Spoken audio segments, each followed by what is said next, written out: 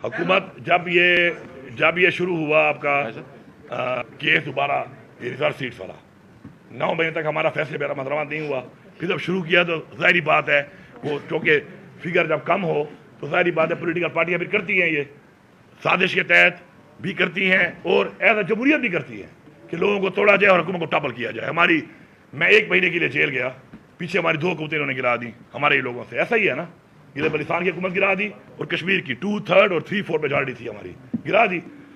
तो उस वक्त से इन्होंने ये काम शुरू किया हुआ था। फिर बजट वाली चीज़ में अनफॉर्चुनेटली एक ऐसा माहौल बन गया कि उसमें इमरान खान की मुलाकात के साथ जो चीज़ आई तो उसमें इन्होंने नाम मिलकर एक प्रेशर बिल्डिंग शुरू कर दी कि शायद मैं इस बात से पीछे हट जाऊंगा और हम जो मुलाकात नहीं करेंगे और बजट पास नहीं करेंगे तो ये इमरजेंसी लगा देंगे जो ये आइन के मुताबिक लगा सकते हैं। और इनका पूरा प्लान था, वो प्लान का ख़त्म हो गया। अब ये दोबारा उस बात पे आ रहे हैं जो आप कर रहे हैं कि जी लोगों को तोड़ेंगे।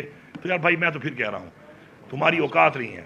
मैं चैलेंज कर रहा हूँ सबको, पैसा भी तुम्हारी जितना लगा सकते हो, जितना तुम जुल्म कर सकते हो, न तुम डरा सकते हो, न तुम खरीद सकते हो, क्योंकि मेरे टाइम टेस्टेड बंदे हैं। ये टाइम टेस्टेड लोग जो मेरे हैं ना, मेरे पास इतने हैं कि इंशाल्लाह इमरान खान की जमानत का मैं अमीन हूँ और मैं चैलेंज करके कह रहा हूँ कि गिरा के दिखाओ, छुप के नहीं, बरमला।